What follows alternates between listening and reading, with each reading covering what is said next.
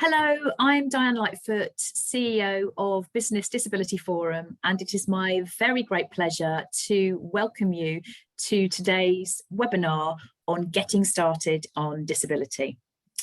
Before we get started, a tiny bit of housekeeping. If you need closed captions, please click the link at the bottom of the screen. And if you prefer a full screen version, then there is a link in the chat that will take you to that.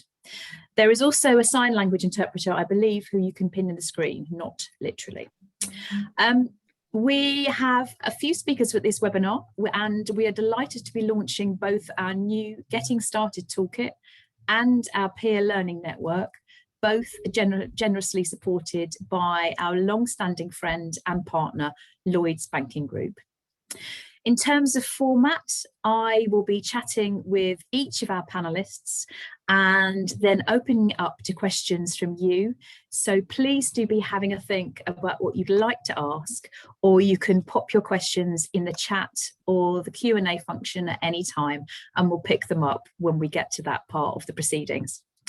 And remember, the theme of today is getting started. So there is no such thing as a silly question or anything too obvious. So please do ask that burning question you've always wanted to know the answer to. First up, I am going to ask each of our panel members to briefly introduce themselves and to tell us who they are and where they come from. So first off, I'm going to come to Judith. Thanks, Diane, and good afternoon, everyone. So my name is Judith Butler. I'm the Engagement Responsible Business Director for our commercial banking part of Lloyds Banking Group. And I also have the pleasure of leading on our disability and wellbeing activities across the group as a whole. Lovely. Thank you, Judith. And we're going to be chatting in just a moment. Next up for introductions is Adrian. Thanks, Diane, and hi everyone. I'm Adrian. I head up the business partnerships team here at BDF. So we're the team that look after all the external relationships with our members and partners, and also the team that delivers the consultancy and the learning and development services as well. And I'll be chatting to you as well a little bit later on. Next up, Angela. Hi everyone, I'm Angela Matthews. I head up policy and research at BDF. I also lead the advice service, so I may have spoken to some of you if you've called or emailed into the advice service as well. Lovely, thank you, Angela. And last but absolutely not least, Jacob. Hi, thanks, Diane. Yeah, I'm Jacob Sparghamabs, content creator and editor at BDF. I take care of a lot of our resources, including writing a lot of them, and specifically for this meeting, the Getting Started Toolkit, I wrote that and had a lot of involvement with that. Thank you, Jacob. Yes, a lot of your hard work being showcased today. And I meant to audio describe myself at the beginning. So I am quite short, but that doesn't really matter on Zoom, middle-aged white woman who's put makeup on for a change. And the reason that I was spurred to say that is because for those of you who can't see him, Jacob has got the most fantastic beard. So I just leave you with that thought. But getting back to getting started, if I can come back to you, Judith. So thank you so much to Lloyds Banking Group for supporting and sponsoring our brand new Getting Started Toolkit. Lloyds has been a standard bearer in disability inclusion for a long time. You are one of our longest standing partners and friends and have a wealth of experience. So why did you want to support the Getting Started Toolkit? Thanks very much, Diane, and thanks for the invite today. I'm delighted to be here, and I'm really delighted we're supporting this initiative. Where do I start? So I'm immensely proud of lots of the things we've achieved in this space over the years, but we know we're not perfect, and we know there's lots more we still need to do. And we've found that the support and guidance from experts like the BDF hugely helpful in our journey, and along with other experts in the third sector, people like BITC we work with on wellbeing, Mental Health UK is our charity partner. This kind of wealth of experience and support, kind of really seeking out that advice and learning from others, so we don't all have to start from scratch, has really been fundamental in our progress, and it will continue to be in terms of shaping our approach in years to come. that's kind of essentially why we were so keen to sponsor this toolkit and the network. We wanted to help others who are, earlier on in their journey and kind of want to know where to start. And for me, we're all striving for the same thing, that inclusive, diverse society and a workplace and a culture that really reflects that. So, it's crucial we all play a part in that, whether it's big organisations or small. But I recognise it's much easier for a big organisation like ours, who have a team like mine, who think about this, each and every day, and helping provide some of that practical advice, supporting the range of resources in the toolkit, I hope can help other organisations navigate what can seem like quite a daunting task and take that first step. And Diana, you've joined us very kindly on a few of our webinars, and I've heard you have a very similar point around taking the unique opportunity that we've got right now to make a difference in this space. I think the last year's brought to the fore lots of things that have made me really proud of leading the space for Lloyds Banking Group, but we can't get through a conversation at the moment without talking about COVID. And there's been a huge amount of consequences, and I'm sure many more that still will come to light. But it's clear it's had a disproportionate impact on many groups, including those people with disabilities. But I've also been reflecting on quite a lot of the good things that have come from the last year, whether it's forcing us to shift our thinking, allowing us to think of new ways of working, and kind of challenging some of those old habits. And I think we should try really hard to hold on to those things, thinking about well-being and mental health, learning way more about each other, and trying to really, be much more empathetic about people's personal circumstances. Flexibility, agile ways of working have really leveled the playing field. And I know from some of the colleagues in my team that tell me directly, they've never felt more included.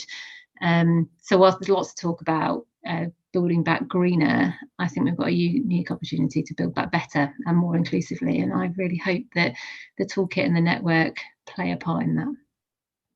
Yes, definitely. Firstly, great to hear that you found our help so useful. And you have been doing this for ages, but I would also say to anyone thinking, gosh, they've been doing it for ages, where do we start? It's a journey that's never over, and there is no such thing as perfection. And whilst a large organisation like Lloyds Banking Group does have the benefit of having resources like your team, actually getting it to every line manager and getting it embedded is really, really hard. I don't think perfection actually exists at all.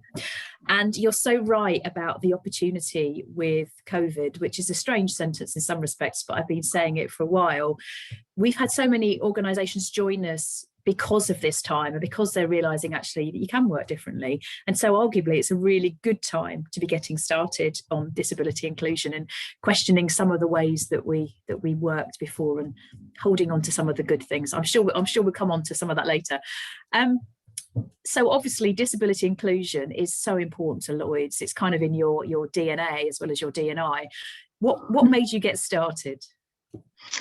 Yeah, I'm pleased it comes across like that. We try awfully hard to make that feel the case. We started this journey nearly 10 years ago, and we started focusing on physical disability and workplace adjustments. And why did we do that? We heard from our colleagues that the process and the experience wasn't that good, and it was getting in the way of people being their best. So we kind of just picked off a small bit to start with, and when I say small, it's big, but but kind of one thing, and said, how are we going to improve that, and how are we going to, what are the things that get in the way? It was taking too long.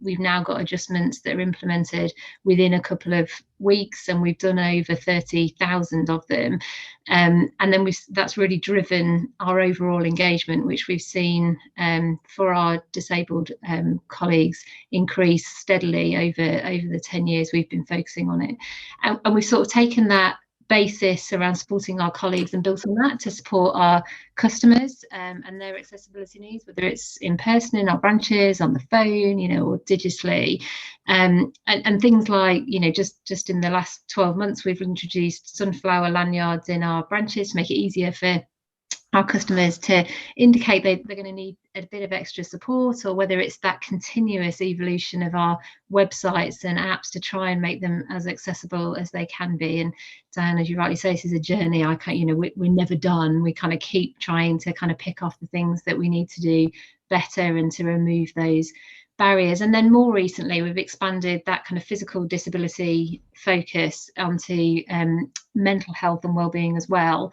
And again, driven by hearing from our colleagues and customers that it was an area where they didn't feel they had as much support. So we've provided some bespoke support and training for our people with a resilience portal and kind of things all in one place. And we've also just extended our partnership with Headspace to give all of our colleagues access to that as a tool, but also start to provide some of that content on our website for our customers too. So I can mention lots of things, but there are a couple of things that sort of spring to mind. But if I step back kind of more fundamentally, I think the drive is pretty simple. It's the right thing to do. It's ethically, culturally, but also commercially the right thing to do. You know, we've all heard lots of those studies where diverse organisations are bound to have a better understanding of the needs of their customers and the communities that they serve, but they attract better talent more effectively, they have more engaged teams, they have higher performing teams, they make better decisions overall. The kind of list goes on. So, you know,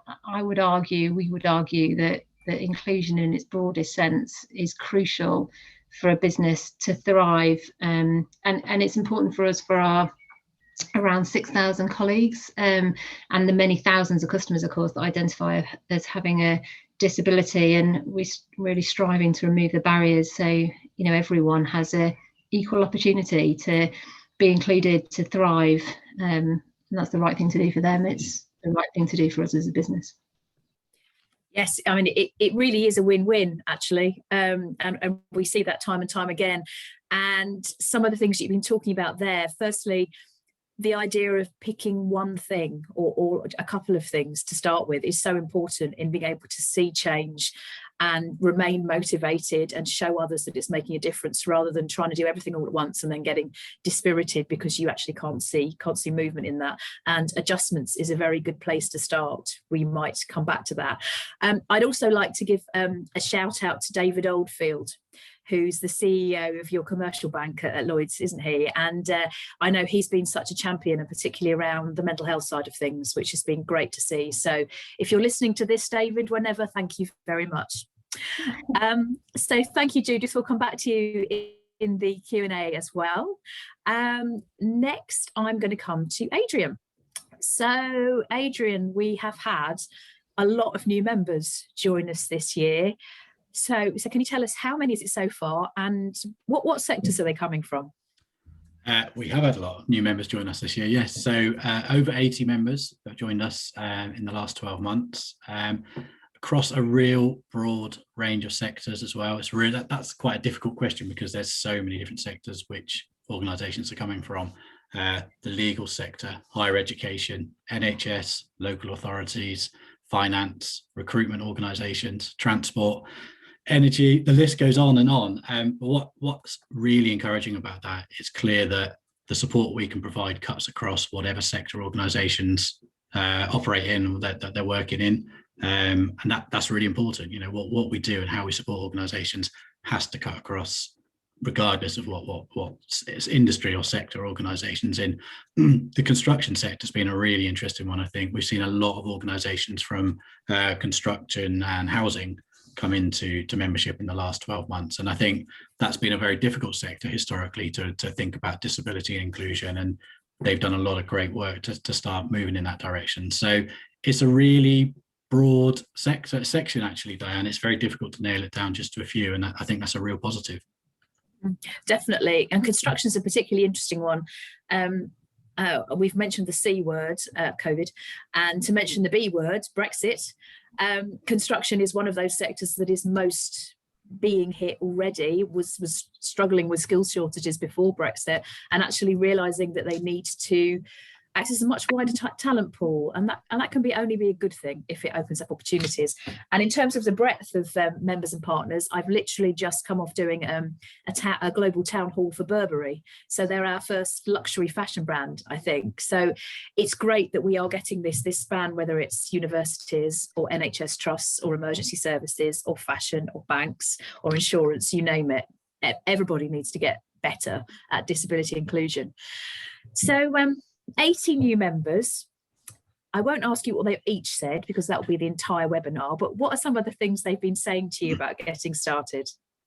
Definitely some common themes, I would say. I think one of them Judith touched on, and yourself, Diane, which is around that almost that fear or that daunting prospect of where to start, sense of being overwhelmed.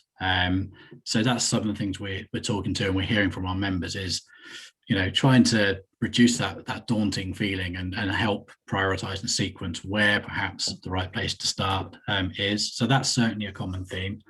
I think there's a fear of getting it wrong, which we sometimes will hear from our members, a real sense of we want to do this, we're passionate about the subject, but we don't want to get it wrong.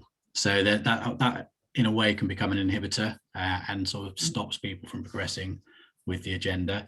I think another area we will quite often hear is a really basic first question or first comment discussion we'll have is we don't actually know if we have any disabled employees, or if we do, how many disabled employees we've got in the organisation. So there's almost that where are we currently? What does the picture currently look like for our organisation? We need to do that work first to then see what the next steps are. There's something about pecking order as well. We quite often will hear from members joining to say that perhaps the focus in previous years has been on gender, ethnicity, sexual orientation, for example, and that perhaps disability hasn't quite had the same visibility as other protected characteristics. And actually that's part of the reason for becoming a member is to raise that visibility of the subject.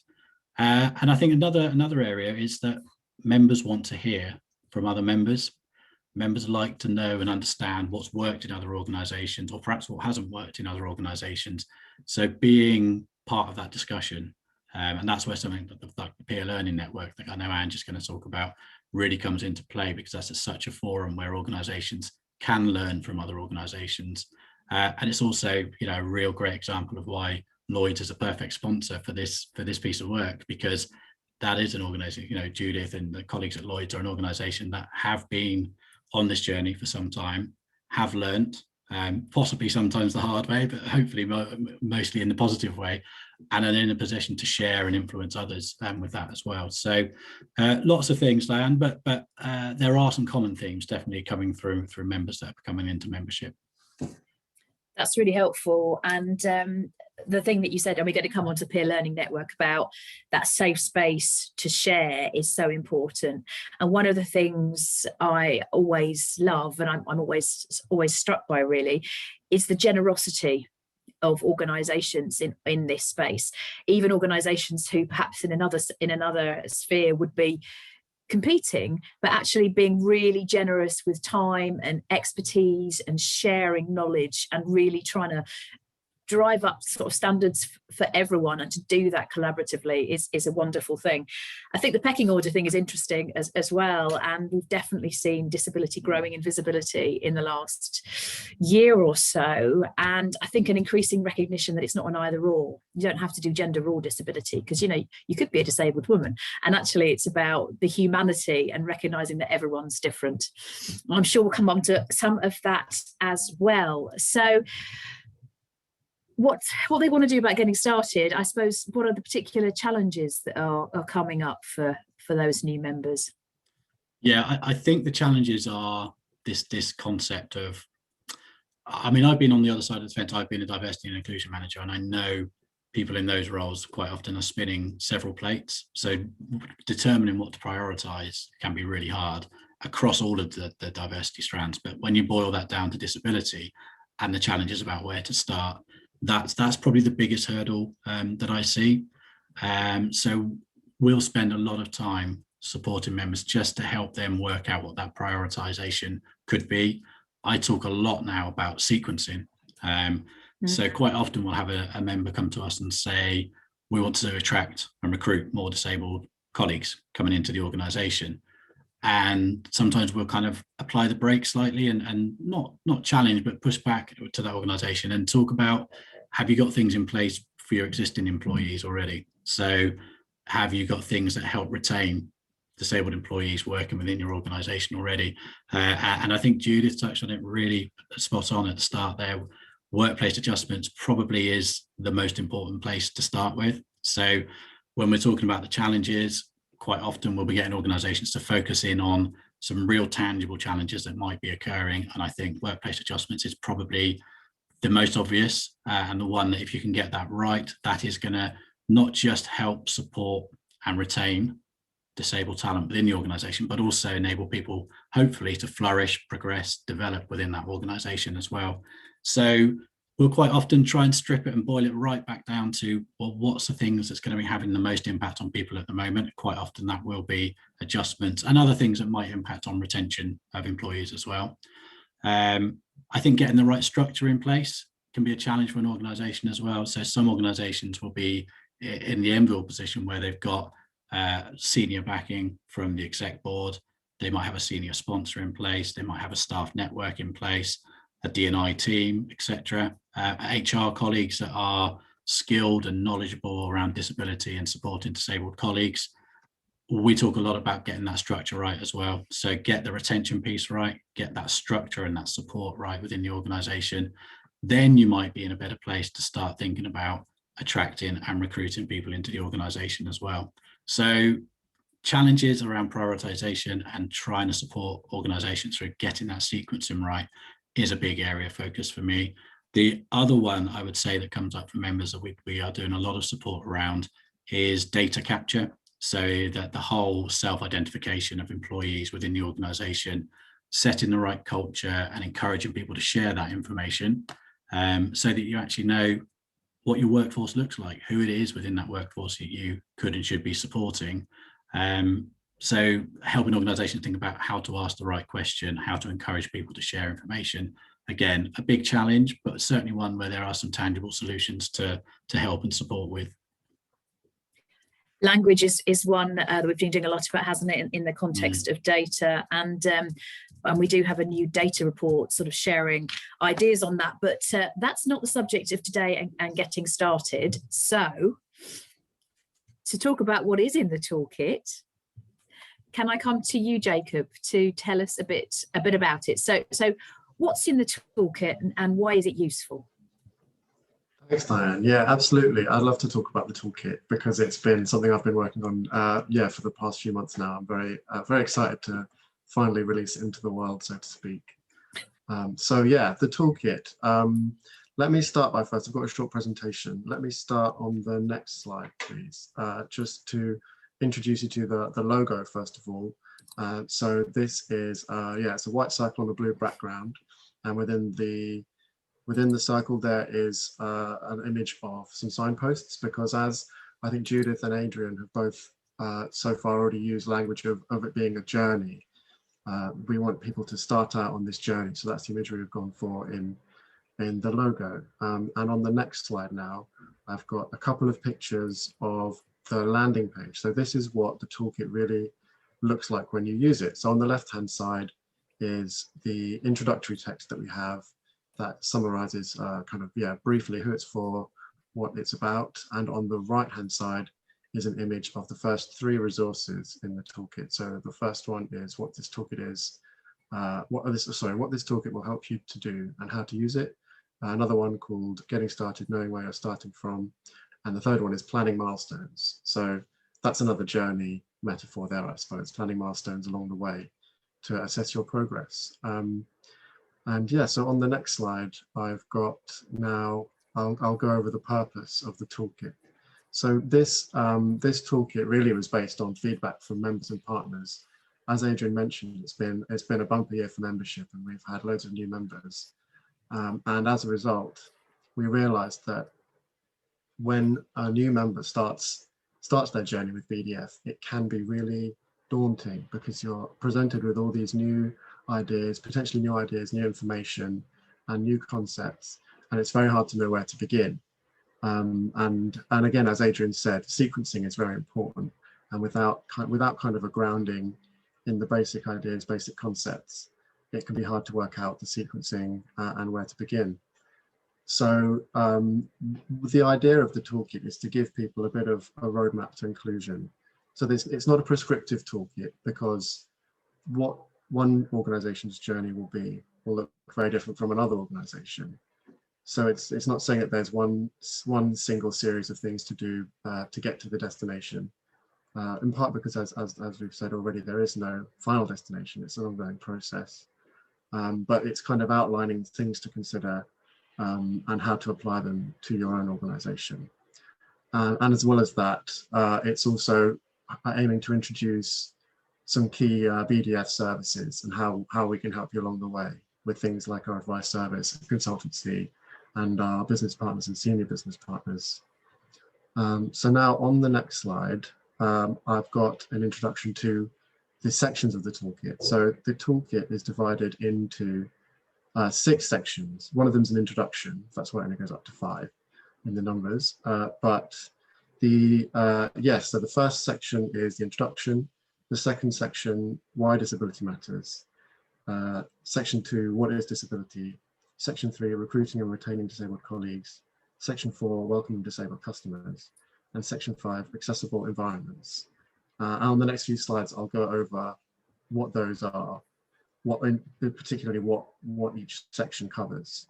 So if we could go on the next slide, that will show you introduction, getting started. And so I've got an image here on this page of the 5 resources that are included in this section. So this is what it'll look like when you navigate through the toolkit. So as I said, there are 5 of them. The first is called What This Toolkit Will Help You to Do and How to Use It. There's another one called Getting Started, Knowing Where You're Starting From. There's Planning Milestones. We've got a series of infographics as well. And the last one, How to Admit That Your Organization Can Do Better. And so the purpose of this introductory section, really, there's a few purposes, really. First, it's to introduce the toolkit. I suppose that's in the name. So it gives you an idea of what's included and how you can use it. It also gives you an idea of the journey that you could be going on as you get started. And I think we've had a lot of interest, particularly in how to admit that your organization can do better. Because one of the key challenges, I think, to getting started is that in order to get started, you can sometimes have to admit that you're not doing something as well as you could be, and that can be a difficult thing to do. So that's another one that we've got in the introduction. And on the next slide now, we'll go over section 1, why disability matters. This is this is a shorter section. It's got 3 resources in it. And so on the screen now, you can see a similar image to the last slide. It's got the 3 resources in this section. The first one is why disability matters. It's the right thing to do. And that covers kind of why it's the right thing to do, what has been called the moral case, but really why you should do disability inclusion for the right reasons. And the second one is called the business or commercial case. So that explains, as has been alluded to earlier, why your business or organization will benefit from greater disability inclusion. So that's kind of financial. It's also in terms of innovation and retention and things like that. And the last one is the law. So it's a bit carrot and stick, these last 2, I suppose, the benefits of doing it as well. And the law covers your legal obligations for disability as well. And so that covers why disability matters. Now on section 2, on the next slide, what is disability? This aims, on the screen here you can see, similar to the last slides, it's got the 4 resources that are contained in this section. And those are what is disability, identities and definitions, different disabilities, talking to people about their disabilities, and top tips for talking about disability. And so this aims to introduce what disability is. It seems you think people would know kind of instinctively what disability is, and I think everyone has an idea. But as we learn, when people are getting started, that people can often be surprised that the definition of what is disability can be broader and more complex than you realize. And so this is quite an important part of getting started, I think, is understanding what disability actually is. And again, I think a key aim of this section is to overcome one of the other barriers to getting started, which is just not knowing, really. I think when you know what disability is, you have a better idea of what you need to do, because a lot of disability inclusion can be prevented simply by people not realizing that they're excluding disabled people, because they don't realize who the disabled people are in their organization and what the barriers are to them. And now on the next slide, section 3, we cover recruiting and retaining disabled colleagues. So this section, it covers this is about disability inclusion and employment. So from attraction and recruitment onwards, basically. And this is a larger section. There are 7 resources in this. So on the screen here, you can see an image that shows the first 6, but there's another one that's not on the screen. And yeah, so the first is attracting and hiring disabled candidates. Then there's barrier-free recruitment, creating an inclusive culture, when someone tells you they have a disability, making workplace adjustments, and career development. And a lot of these, as Adrian said earlier, adjustments are crucial, and they're often a first step for people that lead to other areas of getting started. And with a similar but different section comes after this one, section 4, which is called welcoming disabled customers. So on the next slide here, you can see the first 6 resources in this section as well. Now there are actually 8 resources in this section, so this is another big one. And it covers a lot of the basics of how to welcome and engage your disabled customers. So on the screen here, you can see another image of the first 6 resources in this section: the importance of welcoming disabled customers, good customer service, communicating effectively with your customers, talking to disabled customers in person, communicating with disabled customers online, and talking to disabled customers over the phone. So that covers, it's a general introduction to how your disabled customers may engage with you and how you can best welcome them.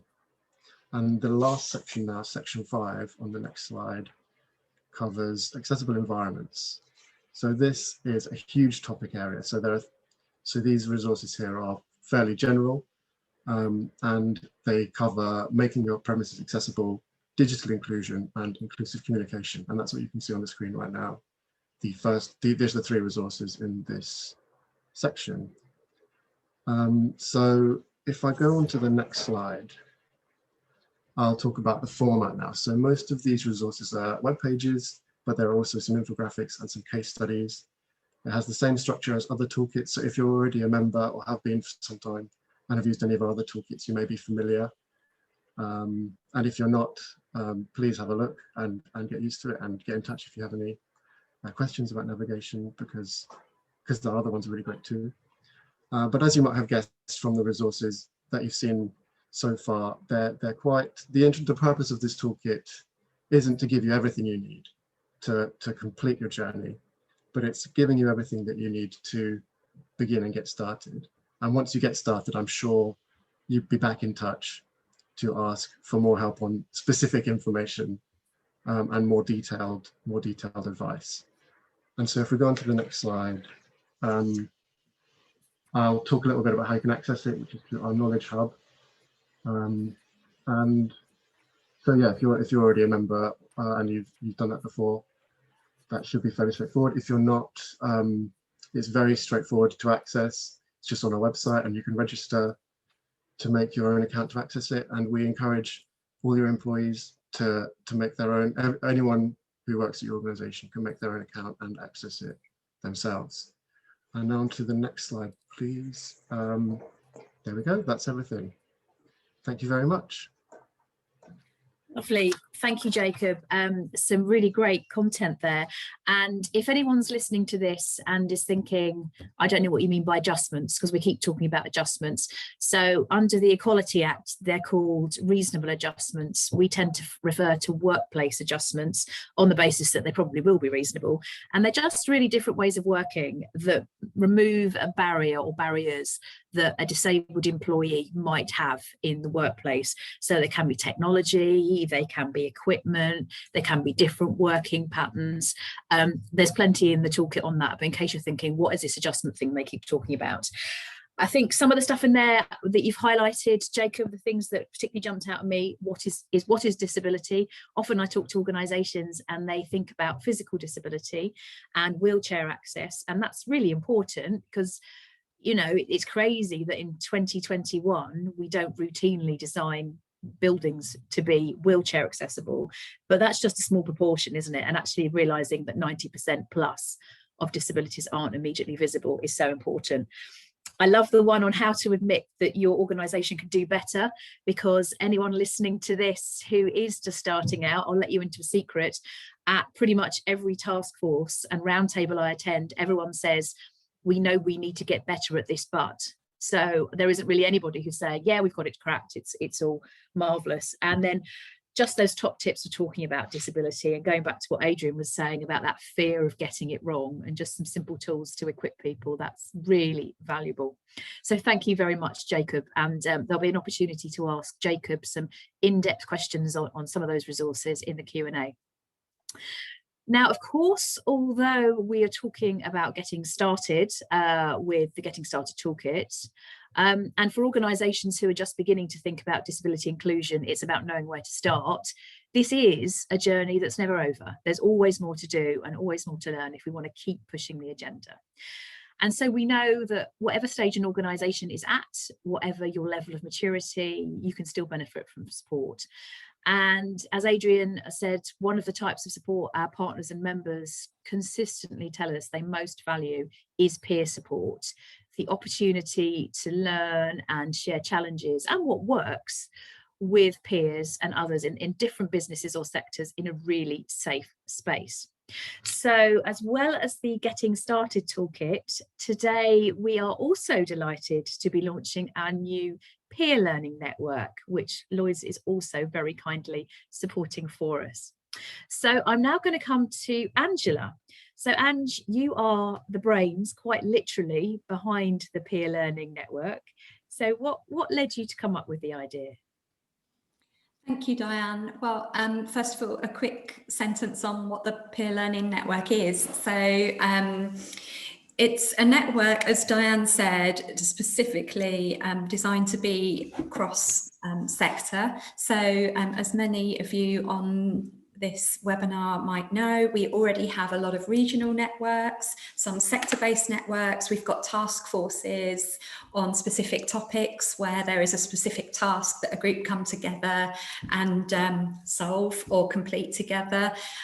From my perspective in BDF, from policy, advice and research, I wanted something where anyone at any stage in any sector can come together and support one another to move forwards on their inclusion journey in a very structured way, to a structured programme of topics related to disability inclusion. So the reason I came up with it really was because I have a lot of conversations, as does the advice team, with individuals. We're having really sensitive, sometimes challenging conversations, sometimes conversations where members will call us and say, oh, we've finally managed, we've finally cracked this, like we've done this really great thing and we've just got the budget for it, or we've just released this and it went really well. So every day, my team and I are speaking about challenges and successes, but with individuals. And we often say, oh, I know another organisation who's worked on that, and what they found is this. Or we say, I know some other organisations who have had challenges when they tried to do it like that. Let me connect you. And we are a forum, so naturally my team and Adrian's team do a lot of that. But I guess I wanted something that was structured, that was in the diary, for organisations to know that there is a network just for this, which is to share the successes and share the challenges. So one of the things that I wanted from the network is sort of a structured plan so that members know what they're getting into.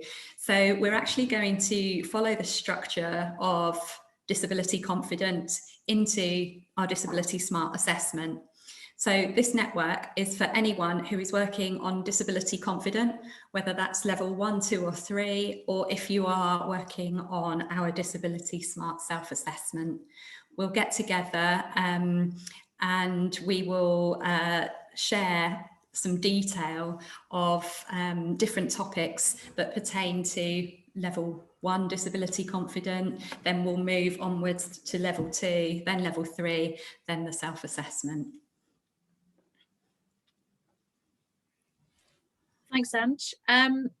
So you're going from disability confident to our disability smart framework. Can you give us a flavour of the sort of topics that you're going to be covering at those meetings?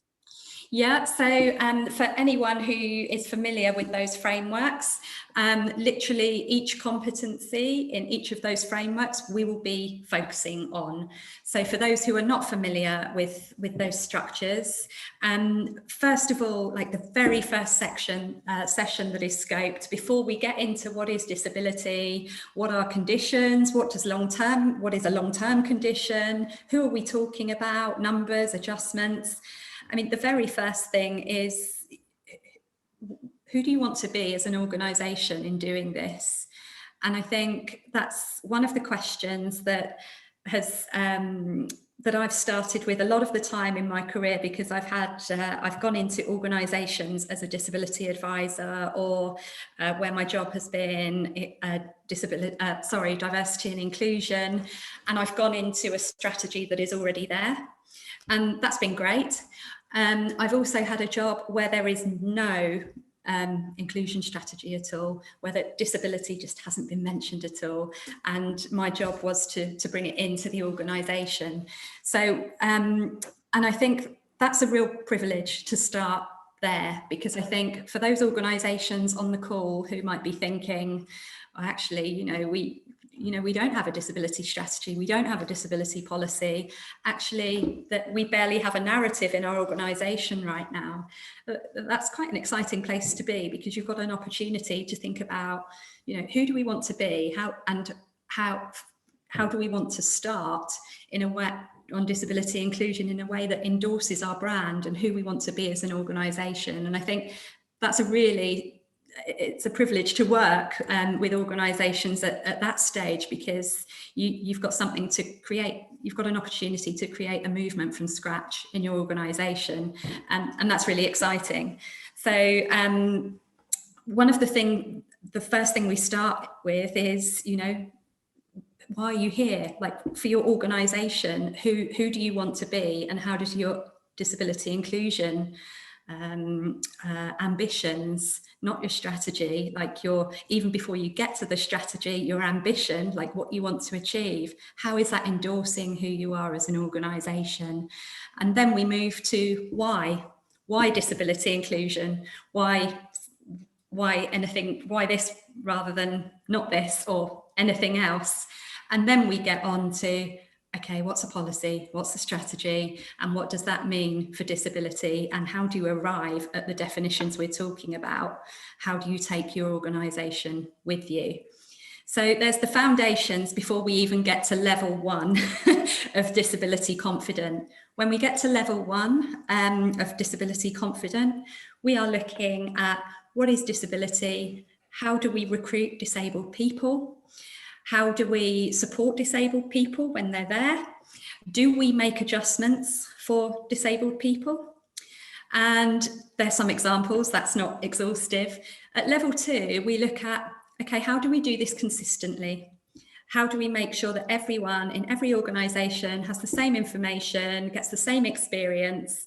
And how do we know that we are equipping our organisation, so every role, with the right skills to maintain a disability inclusion feel? So, like disability inclusion is in, as you said, Diane, the DNA of who you are. And it just becomes like, I don't want to say a business process, because that sounds a little bit too robotic, but it just becomes something that you do. When we get to level 3, those of you familiar with being a level 3 leader in the Disability Confident Framework, the main thing there is that you are establishing yourself as a leader and that you get external validation on what you are already doing. So here we will look at, what does it mean to be a leader? What do leaders mean in your organisation, and how do you equip upwards? So for a lot of roles in our member organisations who contact my teams, sometimes they're saying, look, we've got our training for managers, for staff, we've got our disability awareness, we've got our awareness days. Now what we want is a strong senior leadership visibility of disability issues, so that this becomes a priority and people can see that we are committed at the most senior level. For a lot of the time, we're speaking to members who are trying to influence upwards. And a lot of the time, senior leaders will be saying to the people we're speaking to, give me the words, what do you want me to know? What do you want from me? So then we get managers come to us and say, okay, our leaders asked us this, what do we do? So as well as talking about what leadership means, we're going to be talking about influencing upwards and equipping your leaders as well. When we get to beyond level 3, we go into Disability Smart, which is BDF's own framework. Disability Smart is really about embedding all of this into every single area and business process in your organisation. And I'm conscious of time, and I can see you nodding, Diane, so I'll pause there. Okay, well, that's a bit of a cliffhanger then for those joining. I mean, I love what you said about the sort of foundations about who do you want to be, and that really chimes with what Judith was saying right at the beginning about COVID and about working differently. And actually this is a unique time for lots of the wrong reasons, but we can make sure that some of them are the right reasons, and it's the right time to start thinking differently about disability. So okay, Ange, you sold me. I will sign up, but numbers are strictly limited, aren't they? So why is that, and what should anyone listening to this do to make sure they don't miss out? Yes, sorry about that. Yeah, numbers are restricted. The way I'd really love to run the network, and I haven't done one of these networks before here at BDF, so we are trying this out, and we're up for doing a second network if this is really popular. So if you are interested, please get in touch with us. The email address is events@businessdisabilityforum.org.uk. So events, EVENTS. Oh, it's in the chat. Thank you very much. Thank you, Adam. Popped in the chat. It's one of the joys of our name is that we have a very long email address. Yes, that's right. So the email address is in the chat. One of the things I will say is this network is for people who are willing to trust and share with one another. So if that's not you, this network isn't for you. So to give you, and it's fine if that's not you, because we do have some members who just want to find their own way on their own.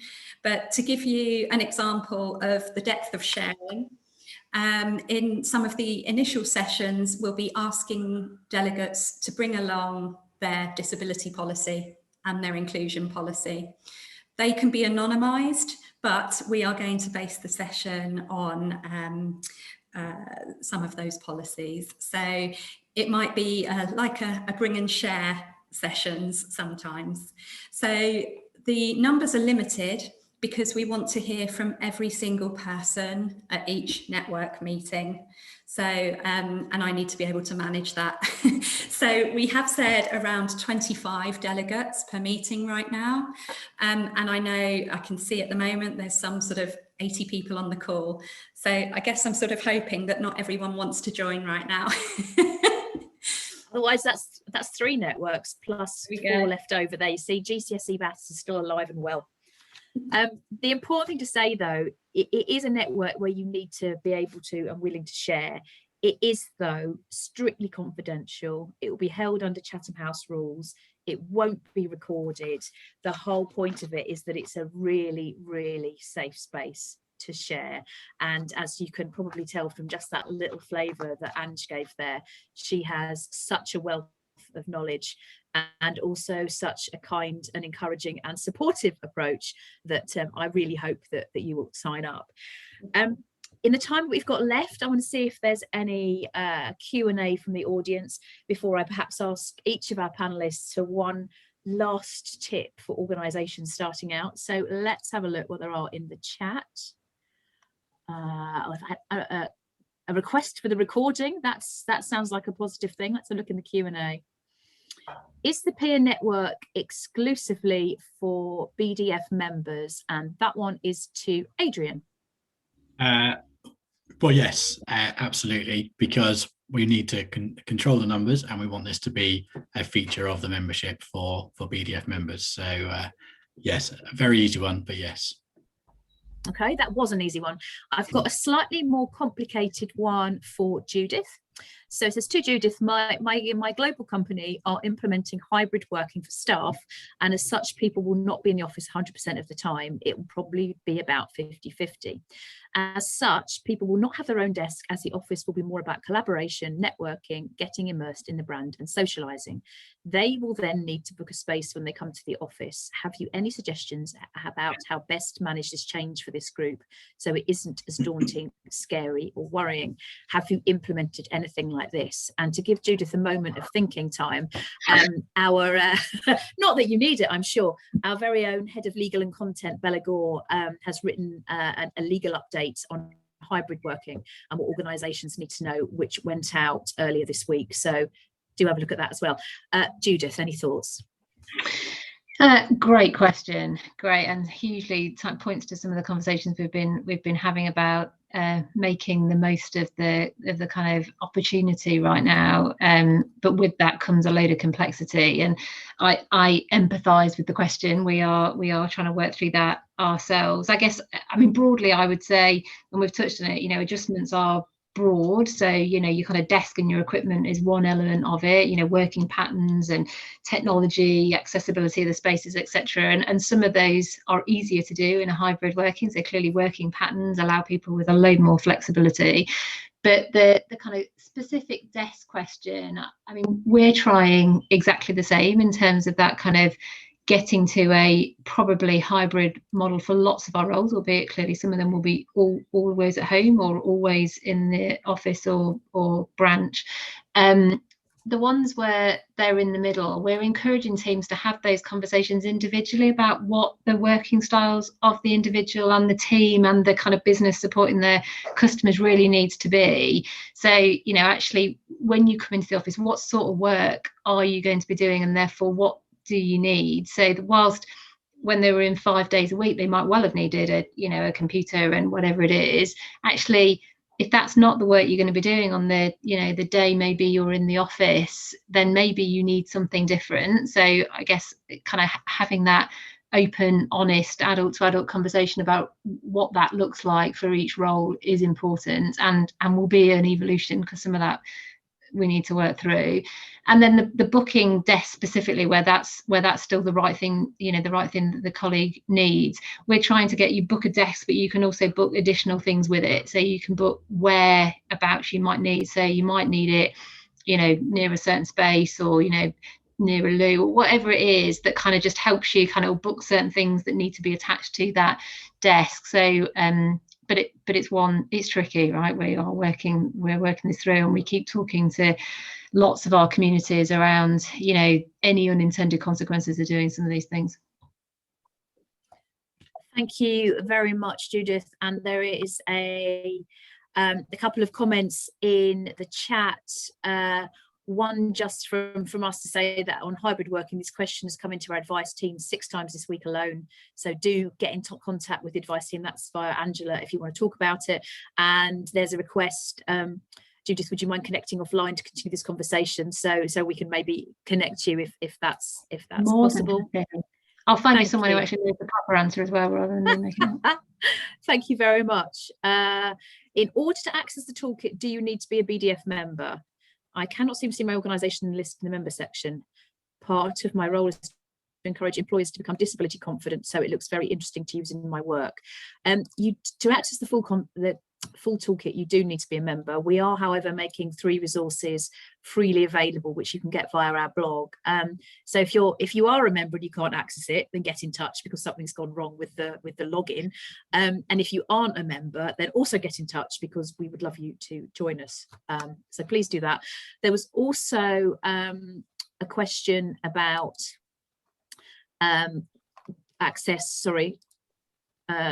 making web pages compliant with screen reader accessibility standards, and the simple answer to that is yes, we can help with that, and we do have a lead consultant, Rick Williams, who leads on that. So again, do get in touch if you have that. I'm very conscious of time. Adam has very kindly popped in the chat the link to sign up for the Peer Learning Network. So if you have a look at that link or visit the BDF events page website, you can find out more.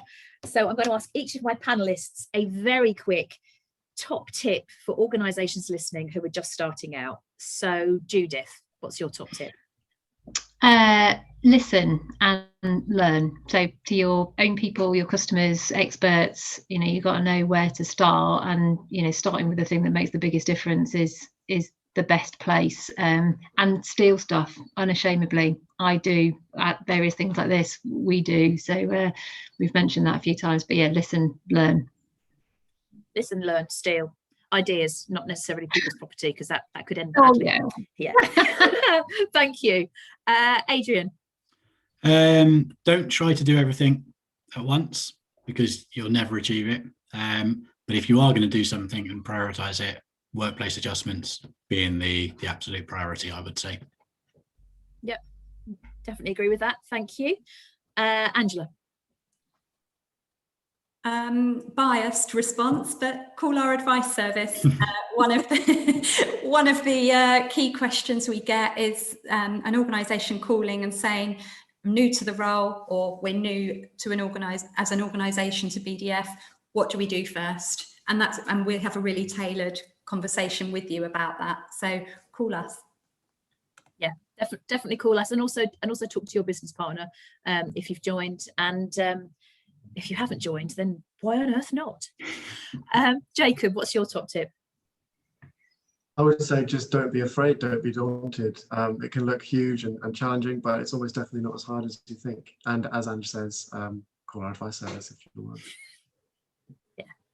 So, well, thank you so much to everyone who's joined us here today, and particular thanks, of course, to our lovely expert panelists and speakers, Judith, Adrian, Angela and Jacob.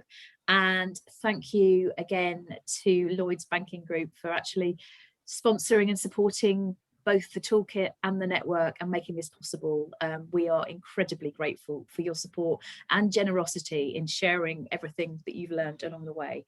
So if you would like to learn more about either the Getting Started toolkit or the Peer Learning Network, then please do get in touch.